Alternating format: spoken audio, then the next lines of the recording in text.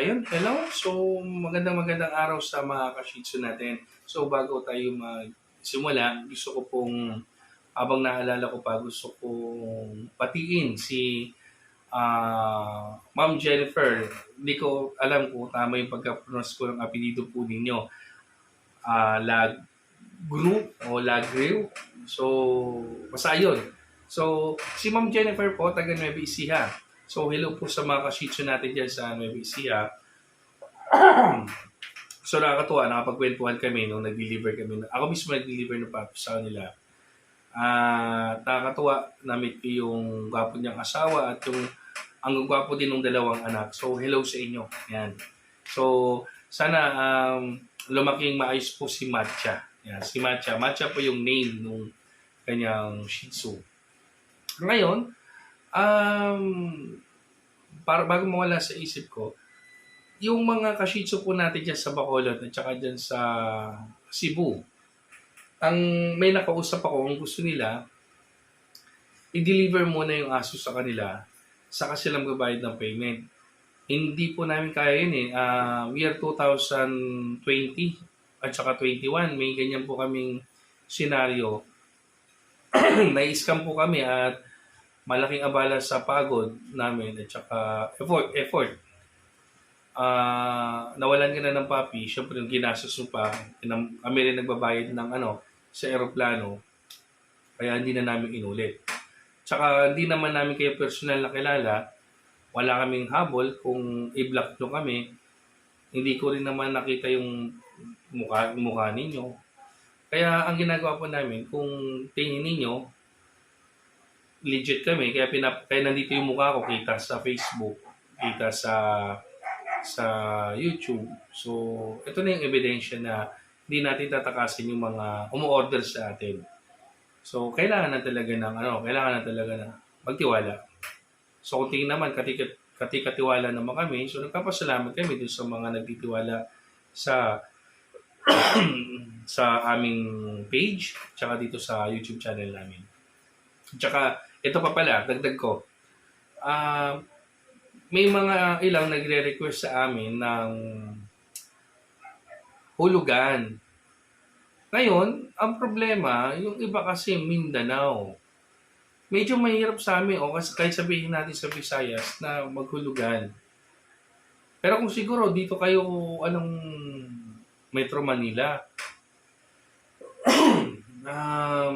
tingnan ko, doon sa mga gusto ng mga installment, at may nagustuhan kayo doon sa mga post namin, huwag kayong mahiyang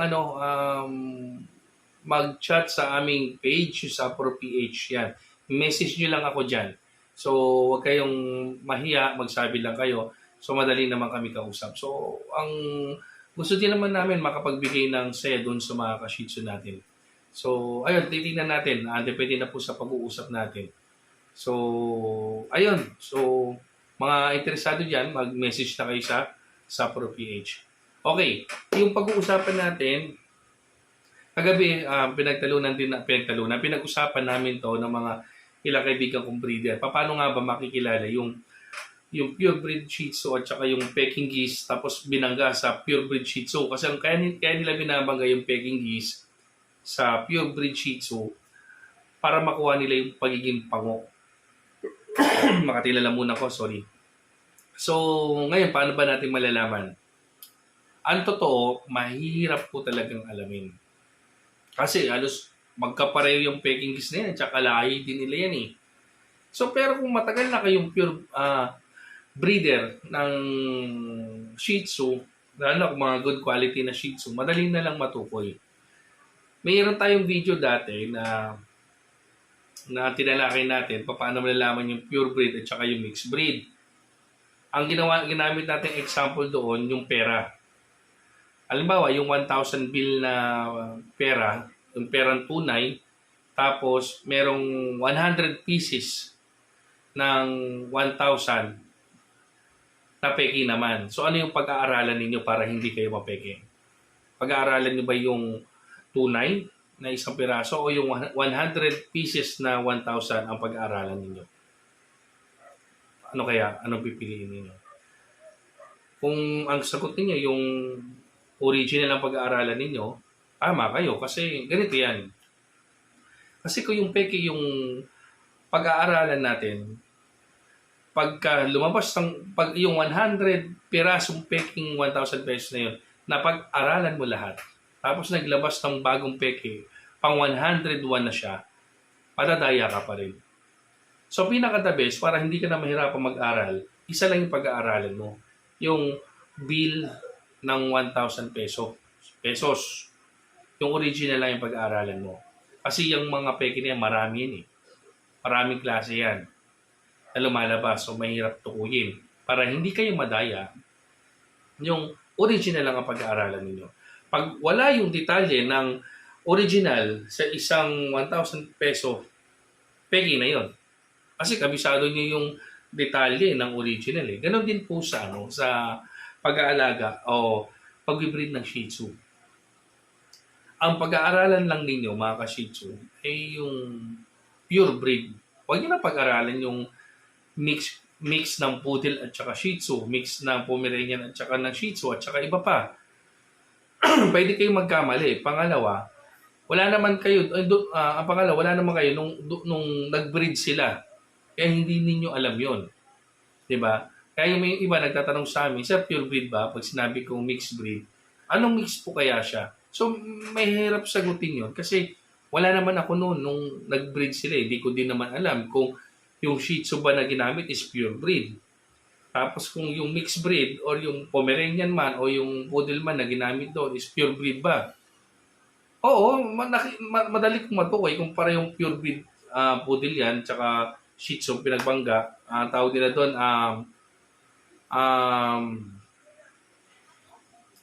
Shipu. Yan. Shipu ang tawag nila doon. Pagka Shih Tzu naman, tsaka Pomeranian, Pomshi ang tawag nila doon. So, madali silang matukoy kung ang materialis na ginamit is parehong pure. Medyo mahirap ng tukuyin kapag mixed breed na ang ginamit nila. Kaya hindi masagot kung, sir, ano bang ano bang klaseng mix to? So, mahirap sagutin yon. Pero basta ang sigurado tayo, mix is mix. Diba? Hindi mo na kailangan alamin. Peke is peke. Parang ganun, di ba? Hindi mo na pwedeng sabihin anong klaseng peke ito. Peke, basta peke. So, ang kailangan mag-focus lang kayo doon sa original na breed o original na o pure breed na Shih Tzu. So, kaya na nga. Ngayon, pag binagbangga yung Peking Kiss na yan sa pure Shih Tzu, nagiging mas pango ang kinalalabasan. Kaya ang sagot sa mga tanong ng iba, pag pango ba is pure na kagad? Hindi. Hindi lahat ng pango ay pure. Malalaman mo kapag mixed breed na eh. Iba yung pagkapango niya, iba yung structure ng mukha niya. Tatandaan ninyo, basta Shih Tzu, pabilog talaga yung mukha nila. Mayroong pango, medyo may nguso ng konti, 'di ba? So depende na 'yan sa klase ng Shih Tzu na meron kayo. Kung yan ay selective breeding galing yan, at sa history talaga nila, galing yan halimbawa sa mga dating mga choco liver, medyo may nguso ng konti yan. Tapos kung yan galing naman yan sa selective breeding na mini-maintain yung pagiging pango, meron kasing ganun sa pag-breed, merong tinatarget ang mga breeder. Tatargetin ko yung ilong. Wala akong pakialam sa kulay. Ilong lang ang sa akin. Merong ganong klaseng breeder. Merong breeder naman na nakafocus sa size. Okay lang kung minsan may ilong, minsan pango. Meron naman mga breeder na nakafocus sa kulay ang target. So, iba-iba yan. Meron naman mga breeder na nagpo-focus dun sa ilong, nagpo-focus sa kulay. Merong ganon. So, depende na yan kung saan ninyo nabili yung Shih Tzu ninyo. Yan. So, ngayon, nung isa sa mga bagaman mahirap tukuyin kapag mixed breed na, lalo na kung sa Pekingese, pwede nyo pa rin naman matukoy pag matagal na kayo nag-breed ng pure breed Shih Tzu. Nabanggit ko sa dating video natin na pwede ninyong tingnan sa ugali. Kasi yung pure breed Shih Tzu, ano yan eh, malambing yan. Malambing kapag may bisita kayo. Sumasalubong sila, parang gusto pa nila magpabuhat. Oo, pwedeng tumahol minsan, siguro baka nasa kulungan, pero pag pinakawalan mo yan, pini-welcome yung bisita mo. Hindi mo makikita sa pure breed Shih Tzu na yung tahol na may galit, may konting gigil, malabas yung pangil, mga ganon. Hindi mo makikita ng ganon sa sa pure breed na Shih Tzu. Oo, normal na tumahol kasi hindi kayo kilala, pero may lang okay na. Tapos, ang Shih Tzu, ang ugali niyan, parang hindi sila mabubuhay na parang wala ka. Pabebe, ika nga. Hindi katulad ng mga mixed breed, parang kaya na nila yung sarili nila. Tsaka kahit pabayaan mo, kaya nilang, ang ibig sabihin doon, parang pag may bisita ka, mas parang protective sila o takot. Pero naman dyan na parang guard dog na. Meron akong kaibigan sa Antipolo, yung aso nila, parang guard dog na. Declare nila, pure breed eh. Sabi ko, hindi pure breed yung Shih Tzu nila. Kaya minsan, merong mga trainer na kinokorek nila yan kasi Shih Tzu, bakit matapang? So ganito, baka hindi na socialize. Actually, sa mga mixed breed mo lang makikita yun eh. Ang pure breed Shih Tzu, kahit hindi naman lumalabas ng bayan, malambing talaga yan eh. Kaya nga, iyan ang isa sa mga breed na gustong-gusto ko. Kasi kahit bata, pwede sila kahit sa bunutan ng bata yan, hindi naman mga ganyan. Aalis lang yan. Diba? Parang Labrador at saka Golden Retriever. Pero ang pinagkaiba na sa Shih Tzu, maliit lang. Diba? Yun ang nagustuhan ko sa kanila. So, ayun, sana yun ang tatandaan ninyo mga ka-Shih Tzu. Kung meron kayong pure breed na Shih Tzu dyan, pag-aralan ninyo yung mga katangian o yung personality ng Shih Tzu ninyo. So, malambing, playful, hindi sila patapang, hindi nangagat, yan, bilugan yung muka, bilog yung mata, hindi singkit, yan, hindi singkit. Kasi pagka singkit, medyo may pagkaano na yan eh. Ano bang breed to? Habanese? Yung isang klaseng breed na puti, meron pinag-lahi din ng mga, pinagkunan din ng lahi ng Shih Tzu, nakalimutan ko eh. Basta, ayun. So, dapat bilog yung mata. So, malaki yung mata. Pero ngayon, may mga lumalabas na Shih Tzu na hindi na ganun kalalaki ang mata. So, kung lagi kayong nasa group ng mga Shih Tzu, isa din pala yun, sumali kayo sa mga group ng mga Shih Tzu, parang nagiging familiar kayo sa mga mukha ng mga pure breed. At saka doon kayo lagi tumingin sa mga good quality. Doon sa mga good quality, doon nyo makikita yung mga palatandaan na ay ganito pala ang structure ng isang pure breed Shih Tzu. Kasi hindi naman pwedeng tumingin kayo sa mga budget meal na mga Shih Tzu kasi kadalasan ng mga budget meal mixed breed na rin. Diba? So, kung titingin kayo, doon na sa good quality para madali ninyong matukoy. So, ayun. Sana doon sa kausap ko kagabi, siguro nanonood yung kausap ko. Nanonood na ngayon ng video natin kausap ko. Sana ma-apply nyo. Yun. Hindi madali tingnan, pero sa katagalan makukuha din ninyo. At idagdag ko din pala, merong mga nauuso ngayon online na bumibili ng mga pakyawan na Shih Tzu.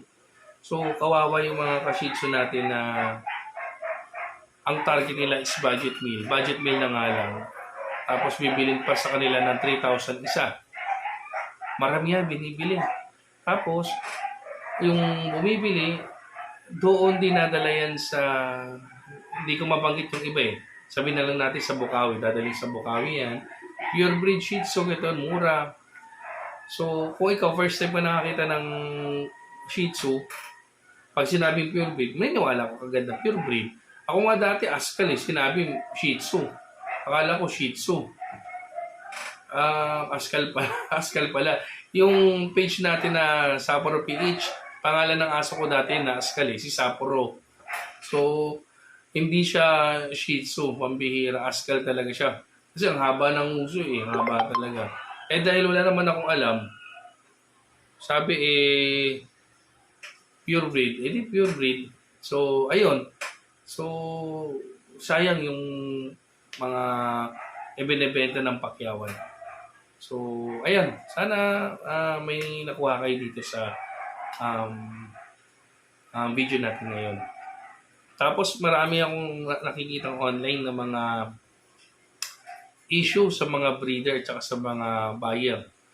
So, hindi mawawala yon na nagkakaroon ng problema doon sa transaction. Halimbawa, ako si seller, kayo si buyer, nagkaroon ng problema. Hanggat maaari, hindi na po pinapalaki yun. Kailangan dyan merong isa na magpatalo. Okay lang lagi na magpatalo. Ika nga sabi nila, yung itinataas, yung nagpapakababa. Pero kung lagi kang nagmamataas, balang araw din, bababa ka rin. So, kung ikaw naman, tingin mo, hindi naman kawalan. Kasi ang importante sa pag-breeding, lalo na kung online, may nakakilala sa'yo, yung pangalan. Tandaan niyo yung mga ka-Shih Tzu, pangalan yung pinaka-importante. Kasi marami sa mga seller, breeder, pag nakabenta, okay, tapos na. Kahit i-block kita, okay na. Ganon. So, wala silang in return. Tama ba yung term ko? Yung bumabalik. Pinakamaganda kasi dyan, sikapin, minsan di maiwasan na nagkakaproblema. Sikapin nyo na maging tapat doon sa kliyente nyo. Pati kaya, magpalugi na kayo. Okay lang po na magpalugi. Kaysa naman na nakukuha ninyo yung gusto ninyo, pero sira yung pangalan mo. Napakahalaga ng pangalan kapag nagbe-breed kayo or nagpo-post na kayo online. So, ganun siya kahalaga. Tapos, kapag may problema naman sa mga kliyente, ako tinitingnan ko ang kliyente ko minsan nasa blind. Babalik pa rin Tinitingnan ko sila na babalik pa rin. So, kung meron kasi na mga kliyente ko na hindi maiwasan na nagsusumbong na may nagsumbong sa akin na kliyente ko na mixed breed daw yung binigay ko sa kanya. Sabi nung kakilala niya. Sabi ko, paano niyo nasabing mixed breed? Pinaliwanag ko, ang purpose lang talaga niya, isoli yung aso. Yun ang niya. Nagkasundo kami, sige, ibabalik niya yung aso kasi pa lang naman, mga wala pa namang 1 linggo. Siguro mga 4 na araw pa lang. Pero, ihingi ako sa kanya ng parang, ang tawag dito, yung warranty. Kasi sa kanya nagaling, hindi na sa akin galing 7 days. So, mula nang pagbigay niya sa akin, binalik niya sa akin, hindi ko muna siya binayaran. Nagantay ako ng 7 days, pag okay papi, saka ako siya binayaran. So, nagka-deal kami. But at least, nabigay niya yung gusto ng isa, at ikaw naman, wala naman nawala sa'yo, naibalik lang din naman. So, okay na yung magpatalo. So, yun lang advice ko dun sa mga ka-Shih Tzu natin na nakakaranas minsan ng problema sa online. Tsaka, iwasan nyo na pakipag-away online, sira yung pangalan, malaking epekto sa trabaho nyo. Tapos doon sa mga ka-Shih Tzu natin at kung paano tips para makabenta. Ito tandaan niya is yung mga Shih Tzu natin, maganda yan kapag pumunta sila sa bahay natin. O kaya nag-kennel visit sila. Maganda yan. Pakikita nila maganda. Ang problema, papaano mo sila papupuntahin sa bahay mo? Nakuha niyo yung point? Kasi merong nagbebenta online, picture lang. Pag pangit ang kuha sa picture, pangit ang tingin nila. Ang tingin dyan, pangit na, hindi na nila titingnan ulit So, malaking bagay na pag-effort kayo, kunan nyo ng picture ng maayos.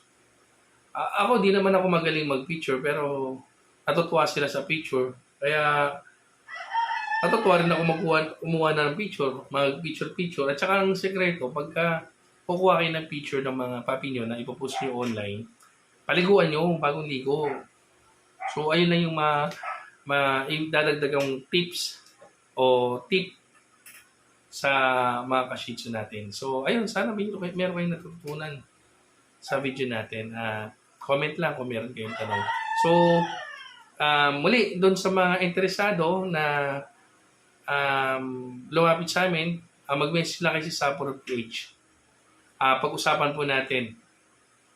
So, ayun. Thank you.